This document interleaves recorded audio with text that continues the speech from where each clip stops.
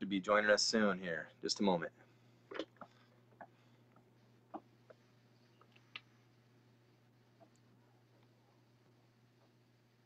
Hey, Hey, Jose, how are you? how's it going, Kareem? Good, good. Can you hear me okay? Yes, can you hear me? Yeah, yeah. There's a little tiny bit of a lag, but it's all right. It's better. I mean, we can't obviously be in person because you're on the East Coast, but this will do just fine, I think. Okay, cool. So, what I want to start with, I mean, I put a brief post about a little bit about your backstory on the beginning of this, but for you're beloved and well known in the Pacific Northwest. You know that, particularly amongst the musician circles. But for folks that don't know you, can you talk a little bit about what got you into music? I mean, currently in 2020, I mean, as I put in the post, I mean, you've been basically a Seattle musician for a good chunk of your life, playing all over the place with most of the top musicians in the area, working with Teatro Zinzanni. For how many years have you played with them? It's like on and off. I did shows starting. I subbed for Luis Peralta, and I started in 2008, and then not constant, but many shows. Shout out to Hans Yeah, so Teuber. many years with them, Yeah, and then also many years, at least 20 some years with the Owl and Thistle, and doing the jam there, and also being on the yeah, road with Leftover Salmon. So, which is a great jam band. So you've done a lot in a short amount of yeah. time. At least you have many more to go, hopefully. So can you talk a little Uh, bit about what got you started in music? Like, how did you get interested in playing, and how did that come about? high school in band, high school. Had a couple of guys and mentors who were like introduced me to some new music that I'd never heard before. I was in Miami, Florida at the time, and this guy came in and he turned me on to Steve Gadd. You know, I'd Right on. never heard that before back at that time, and so yeah, I started playing. Um, Actually, started playing junior high. Uh, that's when I first picked it up. I think I was 12, and then from there, my first influences, I guess you would say, was pop and rock and Rush and Led Zeppelin. And that's how I got Yeah. started in music as far as like listening to and enjoying music. But afterwards, in high school, was actually when I first started hearing about jazz and fusion and stuff like that. So I started getting more exposure to music.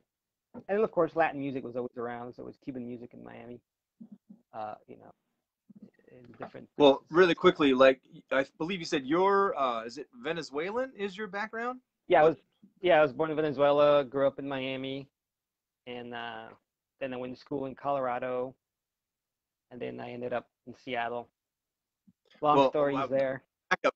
We'll get there. We'll get there. So, did your parents, did your folks, or your family play music as well, or not at all? No, no, it's Okay. just this.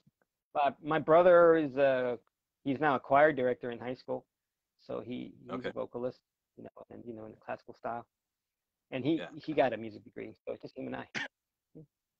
Yeah. Well, so you're in high school. You're starting to get like interested in jazz. Did you have any private instruction, or was it all just like band classes and like maybe jazz band or something like that? Did I have any what again? Say it again, because I think you froze. Any Did I have private any? instruction, or was it all just taking like band classes?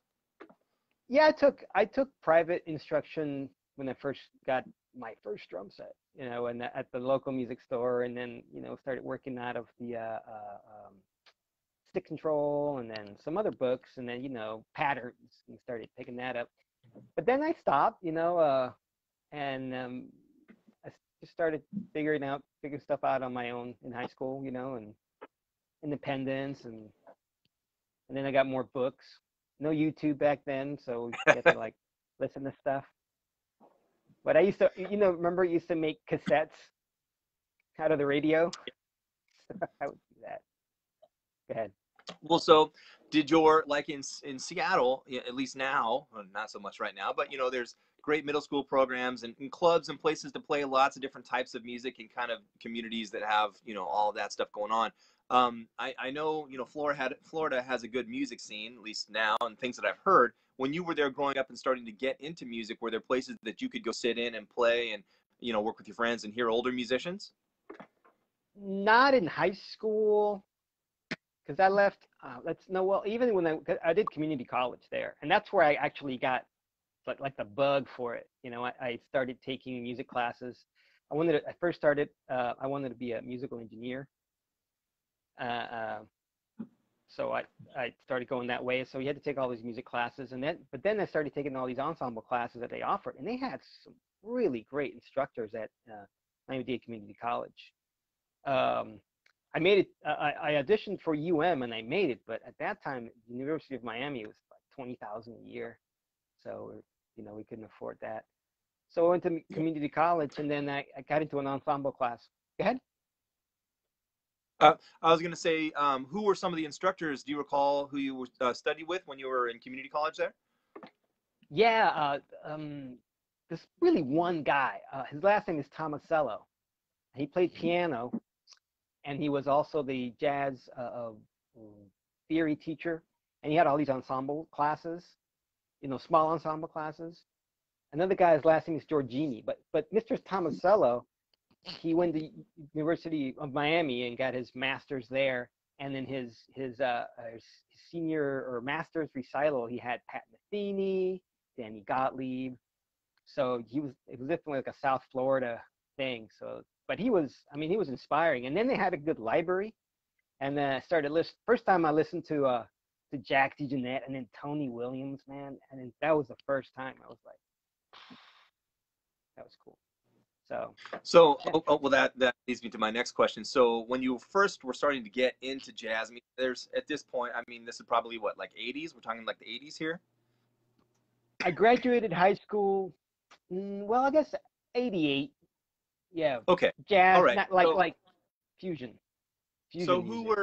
who were some of your when you were first like getting into music? Who were some of your favorite drummers that you're like, man, I really like their playing, and I want to be able to do what they do?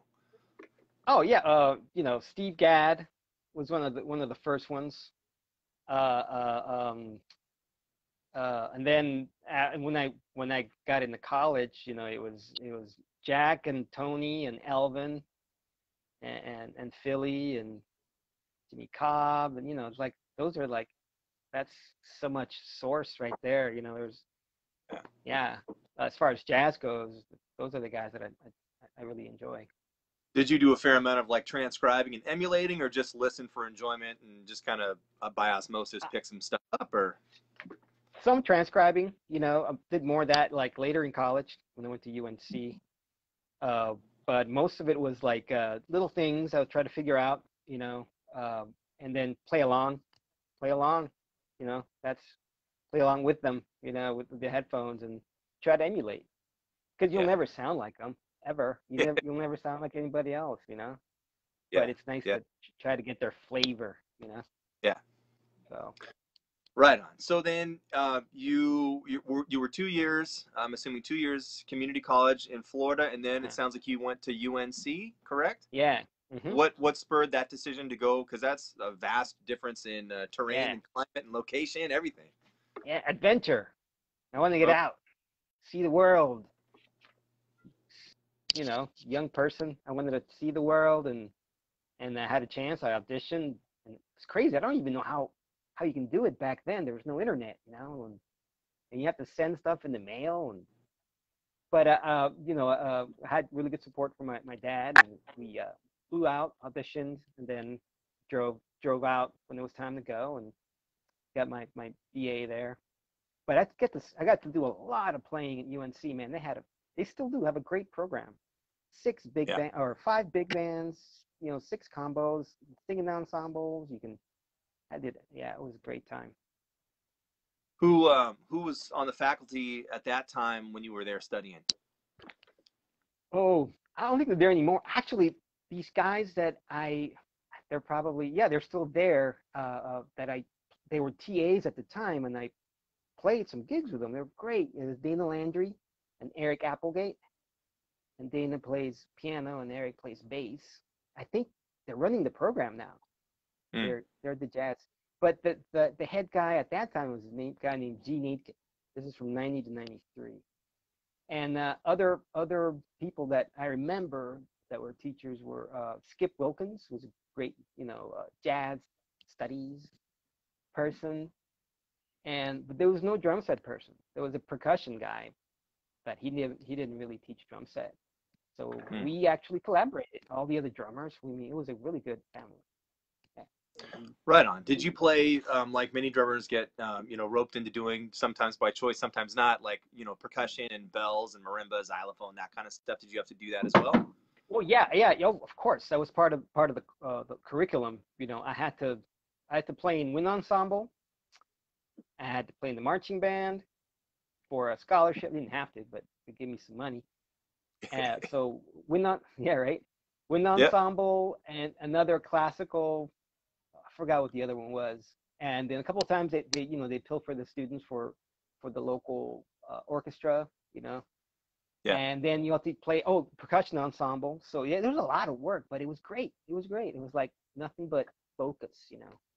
Didn't have to worry about paying the bills. Yeah. It So, seems like I did a thing out there, a workshop a couple of years ago now, and it seemed like there was a pretty healthy jazz scene in the town there with the college, but also around the towns nearby. Was that true? Was it the same when you were going to school as well? Places to play and musicians that were yeah, out gigging? yeah, it was happening. It was happening. Also, the school itself had, and the community center had a great little, you know, juke joint, like a jazz club. But around the town in Greeley, they Yeah. had places to play. We played all the time, and then Denver was hopping, but it's even more hopping now in Denver.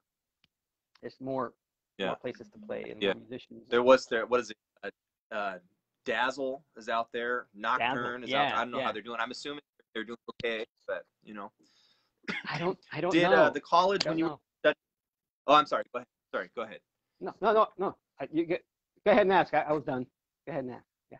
I was going to ask, when you were there studying, a lot of times these colleges that have good programs will bring out, guest artists to teach and share knowledge and stuff like that. Did you have any memorable, number one, did they bring artists out to do that? And did you have any memorable encounters with any of the folks they brought out?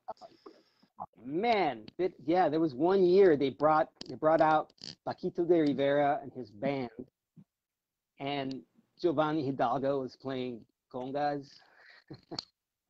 I was like, it was like the god of the congas, man. So I got to play in a little clinic with him. I was like, oh, this guy was amazing. So yeah, it was, and also I got to play percussion. Like I actually play congas myself.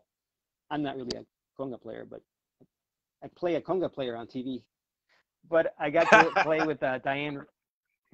I got to play with Diane Reeves, great vocalist. She's from Denver, and she's just what a powerhouse. And who else did we see? Oh man, they because Gene Aiken brought it. He brought some people. He got a lot of grants, and they brought some famous. Oh, Bobby McFerrin was there one year, and I got to see a lot. Oh, I got to give a ride. I got to give a ride to Ed Thigpen, Hmm. the Brecker brothers at the time, and when Michael was still alive, so Michael and Randy were in my car, my crappy little '86 Subaru. It was great. It was like, oh, Mike Stern too. Mike Stern was in the car, and he's like, "Man, this car smells like my jockstrap." Dude, Well, that's a good takeaway. That's a good takeaway. If you're going to talk to Mike Stern, I mean, I guess that's what you want the topic to revolve around. Well, cool. So you're there playing. Were these folks that came out, were they just playing with their bands, or did they do stuff with like big bands there and like clinics and things with you guys, or what oh, were they both. doing? Yeah, Just performing? bring, both. They bring their own band. They brought the Brecker brothers did that for the festival, but then Paquito bring his ensemble, but then he would play with different ensembles, and then Bobby would just come out and do his thing with the big band. Diane Reeves sang with the big band, and they had five big bands. So she sang with the top big band. You know how the hierarchy of big bands, and then that's who else? Oh man, yeah. There was somebody else, and I forgot who it was. But yeah, they would do that kind of miss and matching projects, and and put stuff together with the students. It was great. It's really a good program. It really is. Right I on. think they Have you have. been back since you Yeah, left? go Have you ahead. Go gone ahead. back at all to that thing or? No, no, I haven't. I haven't gone back. I'd like to. Yeah. I'd like to. Yeah. Yeah. I'm sorry. Between the lag, it's tough. Like I want to jump in and then that catches up. And shoot.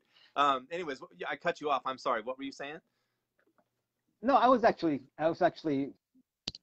lost my train of thought. So no big deal. Yeah. Go ahead. Go ahead. Go ahead. So, after school, did you stick around in Colorado, that area, or when did you end up heading over to Seattle? Or I'm assuming you went to Seattle from there. No, no, I didn't. I went to a ski town called Telluride, Colorado, and that's where I met my friend Jeff Harper, Jeff Cook, and you know, so many Jeffs, so many bass players named Jeff. Jeff Cook, I met him there, and we had a quartet, and we played in the jazz club for a year, you know, and it was a great experience, and that's why I went. It was like somebody said, "We're building a jazz club. We need a band," and then they put a band together, and then I drove out there. The club wasn't built, so I was hanging out, you know. So it was beautiful. I got a job at a video store. You know, 24 years old. What an experience!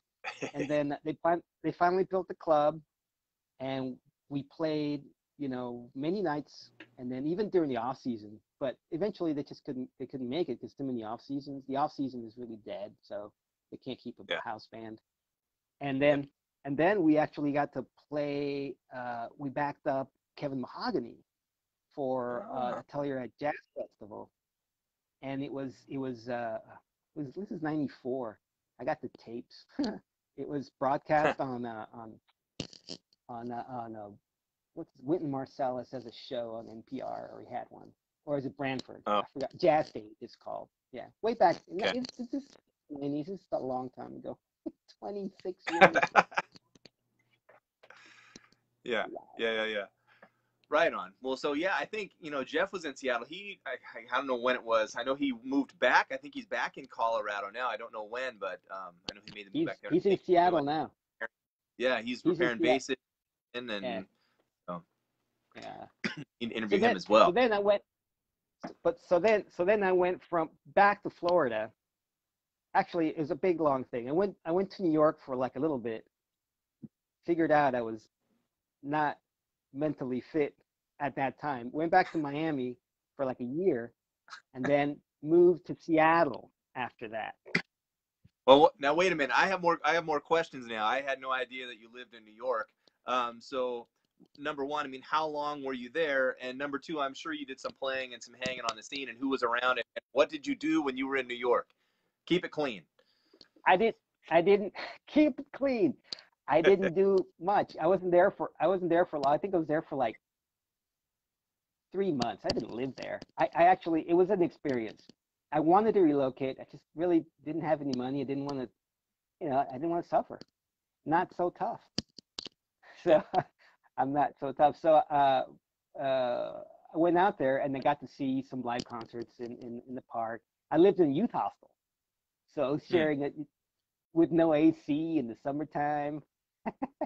It was a great experience. I got to talk to all these travelers from all over, from many parts of the world, and people who came to New York because, you know, everybody romanticizes New York, you know. So Yeah. especially back then, this is 1994 or 93 years, you know, around that That's time. uh, So that that's the period where all the young lions were, at least for marketing purposes. It was all about the young lions in the early '90s. yeah, I got to see Marvin Smitty Smith. He wasn't a young lion, but he was, you know, he was that everybody's loved that edge. It's just still there. But I got to see Marvin. I got to see Wayne Krantz. I got to see Zach Denzinger. You know, just went out. Visiones was happening, and went to Bleecker Street, and then, you know, it was fun. But then, you know, ran out of money, didn't get a job, and went back Did home, you and get got the a job. opportunity to do any playing while you were there in New York? I'm assuming you probably did. I didn't get it. I think I sat in. I went to the sessions. I think, but I didn't get a gig. You know, I was too insecure. It's all right. It's all right. So you went from New York, then you said back to Florida, and then to Seattle. Yeah, So, yeah. what number one? Why back to Florida, and then why Seattle? What brought you to Seattle? Oh, because I wanted to keep playing, and nothing was happening in Miami really. That it's not much of a music scene. They don't have that in the culture there, like to pay for live music or to support live music. So Hmm. there's not a lot of venues. There's a few, it's a couple, but there's not a lot of sessions, you know. So I got a job with my friend's company making computers, and then I said, man, if I'm just gonna, you know, my Jeff from Telluride, Jeff Cook moved to Seattle, so I had that connection. So I moved to Seattle in 1997. Yeah, I visited first. I visited that one year when the Mariners almost made it all the way, and it was like everybody was excited. All the houses were talking about, and the Mariners. They came back that one game that they came back. Dan and Mark Fendel, they'll tell you about it next time. That one year. So then visited. I saw it, loved it, and then went back home, packed my car. Then I was in Seattle, and Jeff Cook, you know, let me stay at his house for a while until I got on my feet. So yeah, it was a cool move. Right on. So you knew Jeff, and I'm assuming that Jeff was, getting into the music scene or had been there and was in the music scene. So one of the things that people know you for is the landmark, helping establish the Allen Thistle Jam Session, which is like arguably the best jam session in Seattle. It's been there for 20 years. Hopefully, when we are able to get back to doing it, it'll still be there. But the original band was you and Dan Heck and Mark Fendel, Jeff Harper, correct? Actually, what happened was when I first got to Seattle, I met Bebop and Destruction. They were playing at the Brick Street in 1997, and it was that was probably the best jam session. It was crazy, but amazing. And then I met those guys, and I sat in, and it's like my second day there, and you know, just fell in love with those guys, and just the scene. You know, of course, I could you not? And so after a while, John Wicks decided to move on. He was the drummer at the time. So Dan and the other guys offered me the chair. So I started playing with them, and they had moved the session to the Owl.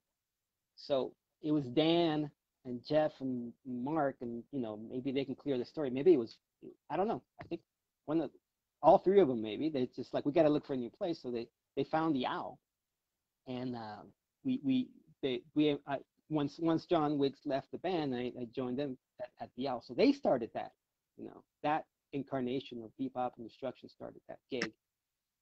And then little by little, they started leaving. Well, you know, like Dan's like moved on. He went to New York, you know, and then ended up in Naples, and he's there now, just Yeah. thriving.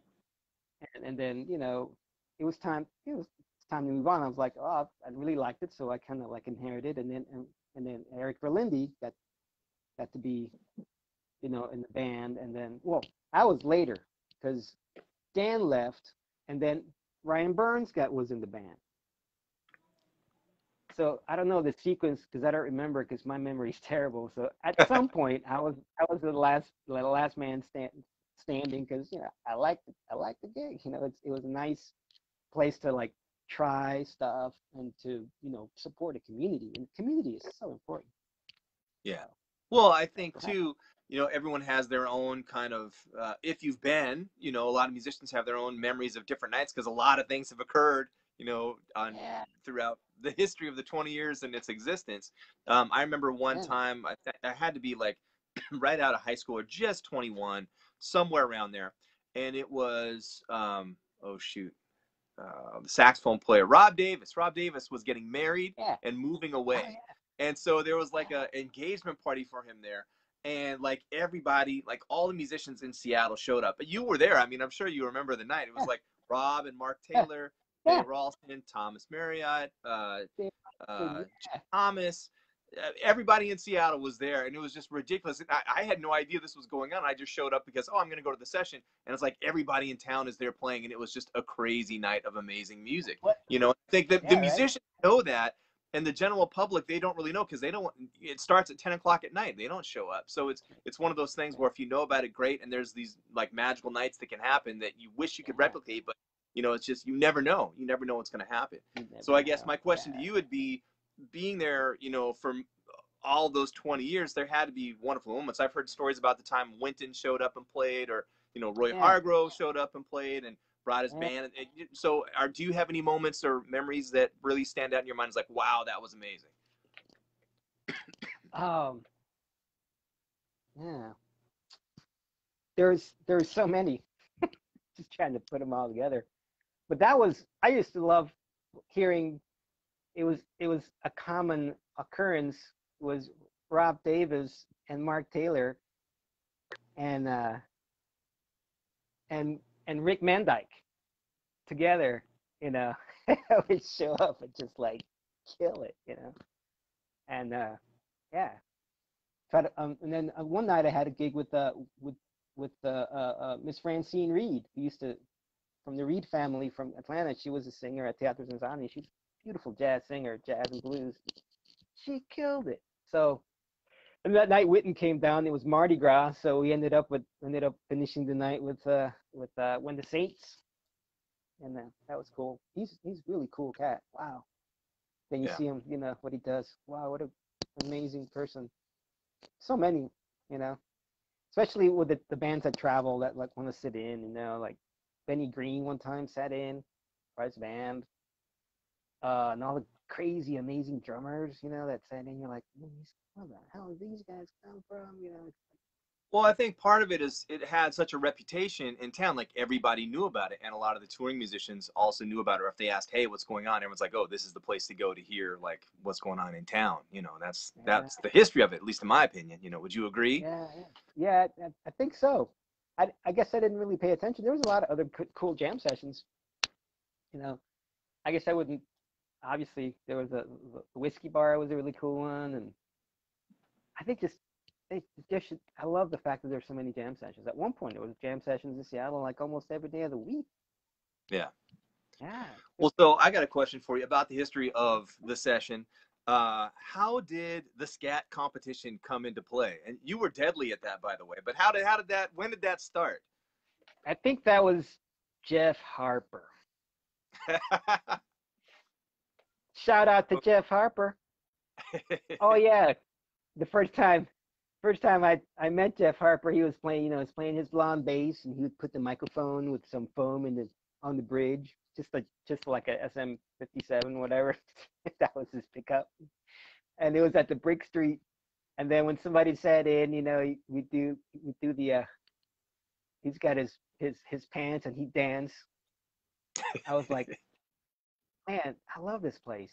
Who are these guys? Anyway, so yeah, he Yeah. started that. He started I remember Scat. several nights it had to be like the session gets done at like 1 in the morning, typically somewhere around there, and things would Yeah, devolve into craziness. And Jeff was usually at the forefront of a lot of that craziness. In the yeah. interest of keeping things clean for the interview, we're not going to get into it, but I'm Oh sure yeah, you were in many of those situations. yeah, yeah, yeah. It was great. It was such fun because he he is just so creative. He Yeah, is, and he still is. Uh, but yeah, he started that, and we used to, yeah, 120 was drink 'em up, and then of yeah. course whenever they said you got to get out of here, you got to get out of here, and then there's history behind that too. Yeah. You got to Well, stay here.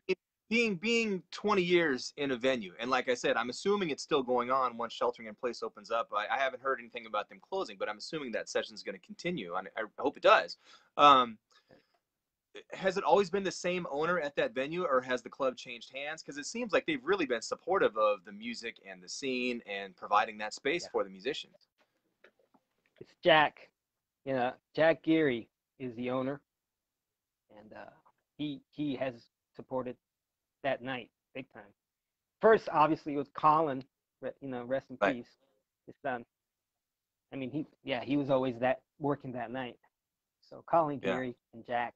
Well, that was the only I don't think I ever met Jack. I only have known Colin, and it was a big shock, obviously, when he passed. But he always seemed Yeah. very supportive, not only of the Yep. house band, but the musicians that were coming in to sit in. I mean, they really fostered that sense of community, not only from the musicians themselves, but from the staff. And that's nowadays kind of rare. It's kind of hard to Yeah. find places that have that support, and it's kind of necessary if you want to have some sort of scene that has any type of longevity. I think this is just Yeah. my opinion. No, yeah, absolutely. Absolutely. It's great. That's why people got to support community type things like that. It gives it Yeah. soul, you know. Yeah. Yeah. Well, so now, I mean, now you're in Buffalo, New York. So have you Yeah. found anything similar to like the Owl and Thistle or any sessions or things like that out there? Not really, not really. And since I've been like traveling back to Seattle since I got here and to Chicago to work with Teatro Zinzanni, I haven't really set any roots here. And it hasn't there wasn't much happening here. There's definitely not the same kind of community here. There's a lot of great musicians, but it's I think the culture is not as open. You know, Mm, it's very it's even more cutthroaty. yeah. So, I like wonder I wonder if part of that, I mean, I've talked to several different musicians about this, like East Coast versus West Coast and whatever. I mean, people are people. But I wonder if part of the Seattle scene and climate is due to the fact of the really strong music programs and lots of venues. Typically, I mean, they keep kind of come and go, but there's always things popping up to support music and places and outlets to play. So you have lots of young people learning how to play. You have outlets for them to play in their schools and out in clubs. You have a lot of older, wonderful musicians that have toured the world and played and that have set up shop in Seattle and lots of clubs. And maybe that helps kind of foster that sense of community. And outside of that, you have organizations that help. I mean, there's the SRJO, they do their part. There's Earshot Jazz, they do their part. There's KNKX. We have these massive supporters of the arts, and I think that's kind of and not just for the professional musicians, but for all those different levels. And I think that's kind of important in the way that the Seattle scene has been shaped over, at least, I'm 42 and I started going up there and playing probably 17, 18, in my lifetime. You're a little bit older. I mean, would you agree with any of a that, or little do you have bit. any thoughts or opinions about that? Man, that's a good research project. I don't know.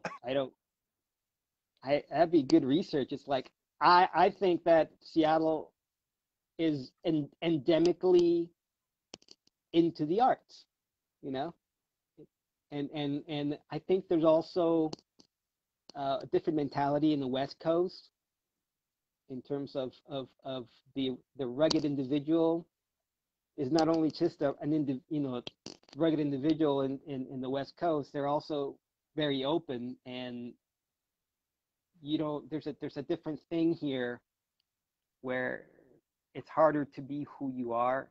I don't know, and I'm obviously I don't really know. I haven't done any research about that, but it definitely feels like there's a lot of artists here, but I don't think there's the money. That's the other thing. I mean, this it's a smaller town, and there's not venues like there are in Seattle, and Yeah. in Well, and a terms of lot of that stuff, there's a lot of like, there's the Boeing Foundation, there's Microsoft, there's Amazon, yeah, there's all these different companies that, want to not only help support arts throughout the country, the Gates Foundation, but they also want to really foster the arts in their own communities. And could they do more? Of course they could. Could Jeff Bezos really spend a lot more money than he does on the arts? Sure. But they do spend some, I guess, but feel free to talk away. yeah, I feel like they could do so much more with. I mean, it's just so much more Yeah. money there. Yeah. This is Well, okay. this So isn't for example, like Paul Allen, right? He employed a lot of Seattle musicians right. to go out and tour with him, and he Right, had right. he started that festival right before he died. It was a huge music festival, which it like a double-edged sword. It had its good and its bad, but it was someone who was presenting a music festival for musicians that knew music and really had his heart in the right place. If you look at it from a certain perspective. Well, what do you think? Man, these are the hard ones, man. Economics and music, and these are hard. I really, it's a mystery to me. you can get on any bandwagon and go, well, music's a commodity. If there's not a demand, you can't raise the price. Blah blah blah blah. It's art, man. It's like, yeah, sure, you can. That's sure the way it is. So if people, you have to draw the numbers so people pay for what you're doing. So then you have the entrepreneur, you have the capitalist model, or you have the socialist models. Should a community support artists? Yeah. Question Okay. mark, Well, question mark, yeah, question. not to get too much into the economics of things because that'll just like kill all this. But I'm so when you when you first got to Seattle, um, were there any musicians on the scene at the time that you were like, man, these guys are great. I want to hang out and maybe learn some things from them. Any of the older guys? Did you go check out any of their stuff, or meh, not too much? just trying to think when I was there. Cats, there used to be a lot of, there used to be who was the piano player? He used to live there. Then played with Ray Brown, Larry Fuller. Oh, Larry Fuller. Yeah, Larry Fuller. Yeah, we're like, oh my God, and Mark Seals, and I mean, I was just odd. I was just always thankful to like be in a situation where I played with them, but I never asked him, hey man, could you hire me? Yeah, right, Uh, right. Did you ever get a chance to do any gigging with like Julian Priester or Hadley Kalaman or any Floyd Standifer, any of the older guys? yeah, I sub for Byron one time and played with Julian. It was just one time, which is beautiful. And then I think at the New Orleans, I played with Floyd, and then it was great. And hanging with him, he was like, you look at me going, yeah, doing that linear thing, aren't you? Linear. It's like, oh man, this cat's so cool. He was just so soulful and beautiful player. I used to hung with Clarence. I mean, one time for a little bit, and also at that time I was playing. A couple of drummers played with her too, but I ended up playing towards the end, and then not because I then went on the road with Edmonia Jarrett. Because Jeff Cook Yeah. was the bass player for her, and she was great. So I got to play with her and Darren Clinton, but I would love it. Yeah. Eric Verlindi and Mark Taylor are watching. Mark says, Jose, do you got any good Mark Taylor stories from back in the day? No, man, Mark Taylor. I just remember he was just always happy and making cracking jokes, and then playing like his ass off. So no funny Nothing has changed stories. at all. Nothing at I all, except know. we're all. I love his political commentary. I think he's a smart, really smart guy. I'm like, whoa. I'm just my politic chops are so unsophisticated. But no, yeah, it's like Mark was, he hasn't changed. I know it's great. I love it. How Great about band. okay, so talk since Eric's watching, he says what's up. Can you talk about any like memories when Eric kind of took over the session? Anything that Yeah. stick out from Alan Well, Thistle? wait. So I kind of got grandfathered, and then Eric came in, and basically became musical director. So we had a really pretty cool rhythmic connection, and we used to uh, just it was just always fun to we played either his tunes or just standards, and then just take chances on everything. It was just always fun to play with Eric. Was such a great listener. Did you guys? I Is mean, yeah, because I got to play with you guys a ton there, when I could, and also, watch. And it seemed like you guys had a lot of stuff that just like synced up. And I guess I would ask, did you guys ever rehearse any of that stuff, or it was all just on the fly from years of playing, or did you ever like discuss any of that stuff, or how did that come about?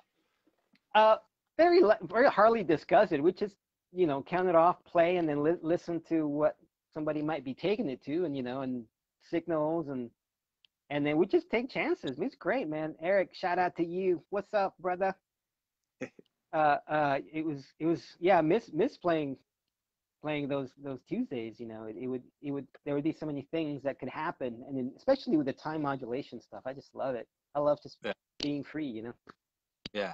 Well, I got to ask too, because I've heard a famous story, and since social media was around, like it kind of went around in a hurry. But there was a night where Eric actually lost it. No offense, Eric, at all the people that were like taking a jillion courses, and he was like reaming I everybody out. Were you that? I think I was there for that. Yeah, I remember. It's like, all right, band in the box time. go to the jam session so that I can practice, and then it's like, or take over, like no consideration for the whole song, idea. I know, there's cats that will do that, and it's cats. I mean, shoot, I remember this one time. Yeah, I remember this one time. Eric will vouch for it. It was amazing. This guy came in, and what does he have? He has an accordion, and I thought, oh shit, right? Totally the wrong attitude right there for me. I'm sorry, accordion dude, but I forgot his name.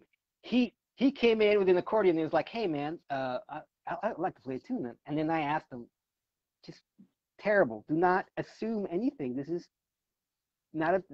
This is what I asked him. Do you play jazz? Yeah, and he looks at me and goes, yeah. Okay.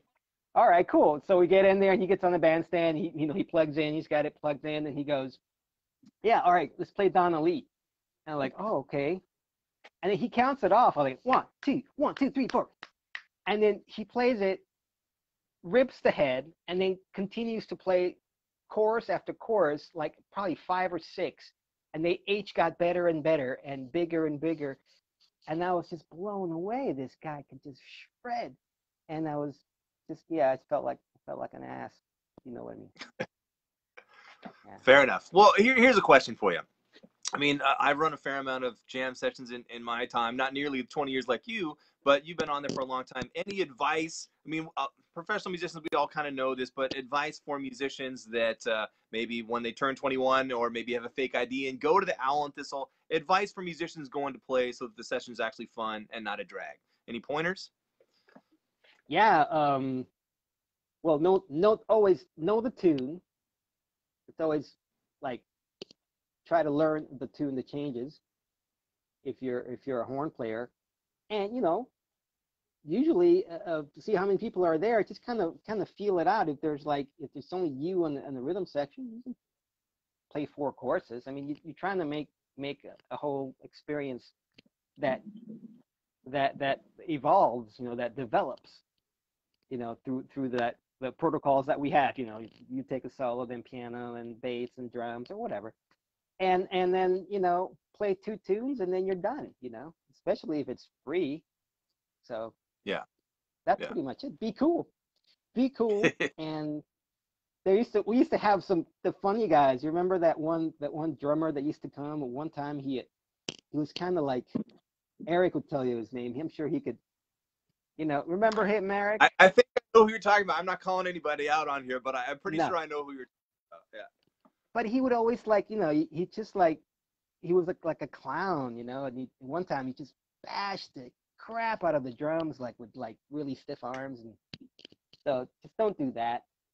And if you're a drummer, keep good time, swing, Yeah. and Yeah. Yeah. Yeah. everybody else know your tunes, and I mean it's just basic. Let's make music together, let's actually make music. It's not just about, oh, now I got rhythm section and let me work on my changes, Yeah. so Yeah. Eric says he's not divulging the gentleman's name either, but most people I think know, at least if they're from Seattle, they know who you're talking about. So yeah. Yeah. Fair enough. I love it. Well, I'm going to talk a little bit about Leftover Salmon. You played with them for about, it looks like 12 years. How did you initially 12 get years. up with that band? Because they're pretty well known and do a lot of touring. So how did that come about? I was on the road sorry, thinking about all the things. But I was on the road with Bebop and Destruction, and Mark would tell you about. It was a great little road trip we did, and then we ended up at the High Sierra Festival, and then in the late night session, Leftover Salmon was playing, and I used to know the bass player from Telluride, Colorado, when I lived there. So he invited me up, and I sat in, and that was the audition. No. So I just sat in, and they're like, hey, they offered me the gig. So I started 1999, December. And wow, that was a crazy, rude awakening to the touring life, especially those Well, guys. yeah, you were going all over the place for long chunks at a time, and I've done a fair amount of touring, both with some jazz stuff and also some rock stuff too. And they're different animals all together, just in lifestyle and just crazy. Care to Yeah, divulge any of your experiences or what a typical day was like in the life of regular touring with that band? yeah. It was you get on the bus. The simple of it is you get on the bus, you get to the destination, sound check, dinner, show, hang out, and in between all that's hang out, and then get back on the bus, and then do it again, and then sometimes we'll have a day off or a night off. Usually you don't want a night off, especially on the road. There's nothing to do. And Yeah. yeah, but there was some all these experiences. I'd have to go back to my brain and think about them all. There's a lot of craziness, a lot of craziness. So they're pretty hard on the paint, and they're still around. They're still touring now. Well, not now, but they're still a band. The guy that replaced me, and does a great job. And it was, yeah, they're still at it. And it was Was bluegrass what were, music. I'm Yeah, sorry. Go ahead. Go ahead. it I'm was sorry. bluegrass music and rock and all mixed together. So it's kind of like, and it was really fun, really fun. I was going to ask you on the nights that were like dead nights. Some of the bands I know it's out of fashion. Like unless we play a gig, you don't get paid. So did you get paid by the day? I mean, I've been in bands where they pay you every single day, whether you play or not, or it's only by performance. I mean, how was? Or if you care not to answer, that's fine too.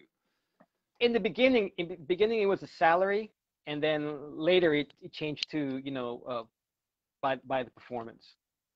So later on, but yeah, they used to pack the schedule. I was going to say they changed it. I'm assuming I already know the answer to this, but when they changed it, when it was paid just by the performance, did the salary for each performance go up or no? It went up actually. Oh, Yeah, okay. it went up per performance. Yeah. Right on. So Right on. yeah. Did you get a chance to while touring around with that band? Was it all in the U.S. or did you go to other countries as well? Or It was all in the U.S. Yeah, it was like every state. They didn't do any overseas stuff.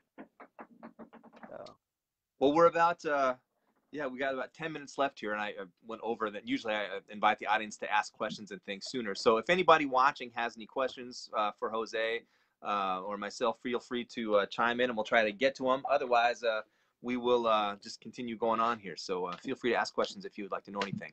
Um, okay, so you're in Seattle.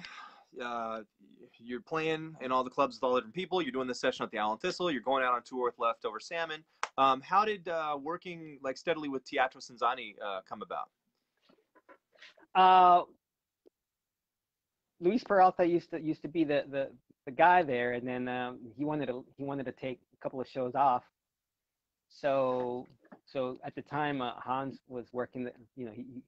He was working there. He was the horn player, and they wanted to find out who. So Hans hit me up for it, and I ended up subbing for him a couple of times, and then eventually he quit.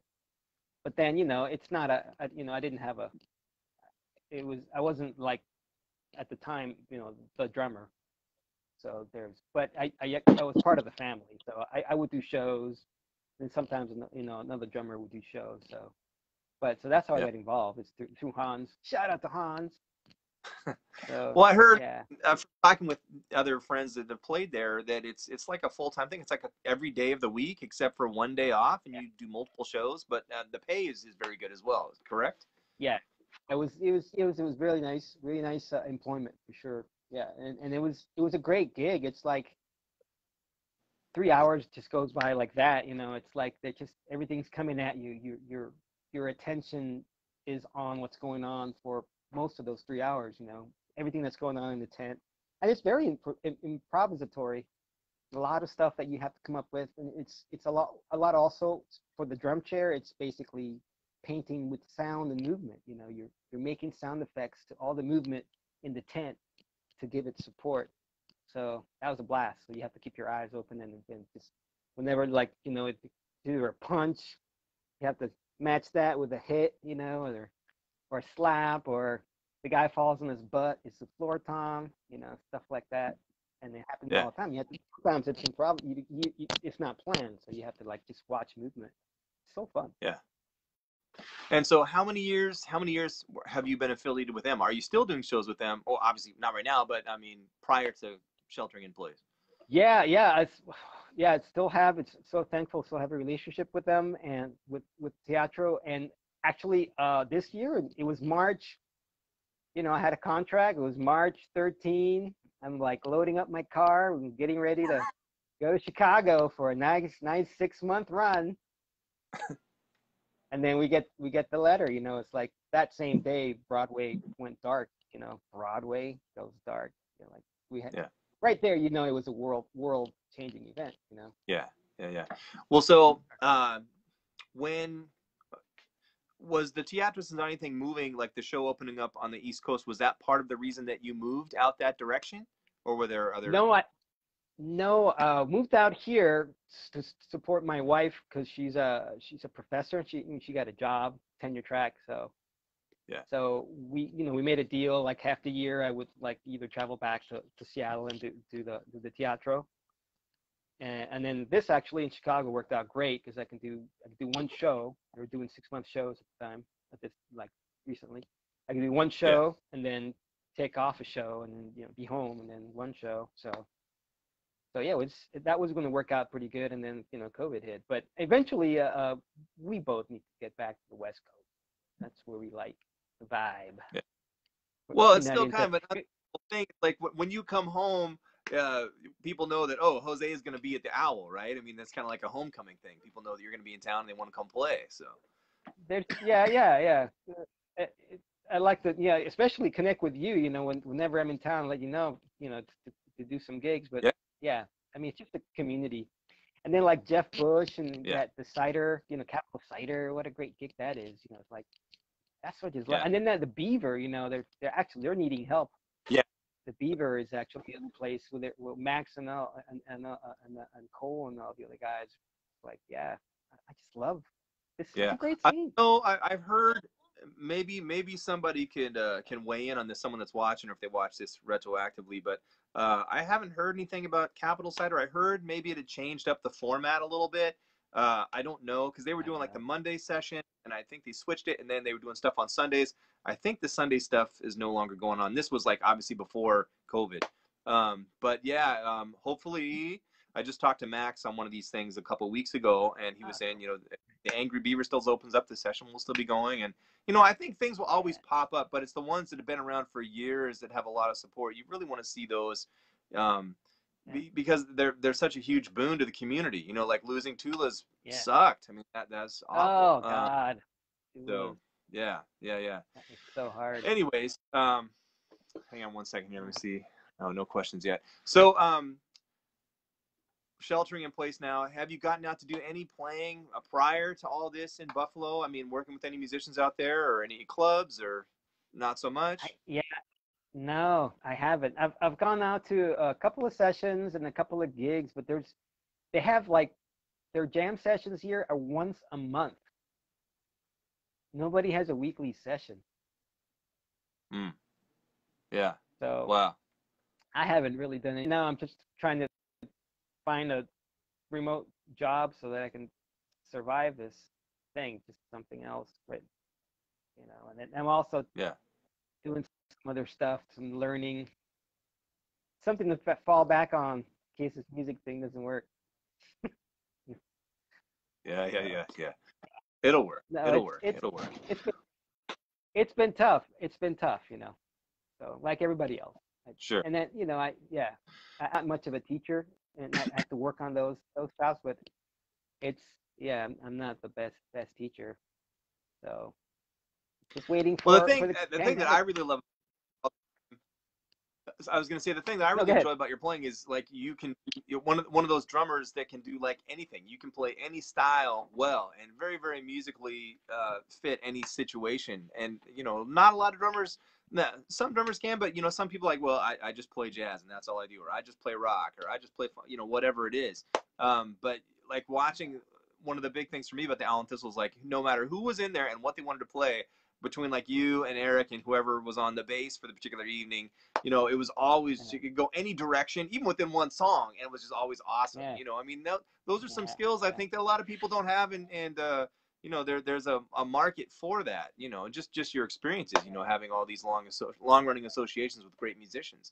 It's something to be said for that. And not only that, I mean, watching like if somebody wanted to do like the Brazilian stuff or the Cuban stuff or whatever it is, I mean, you know it, you can play it, playing all that stuff with Eric. It's amazing.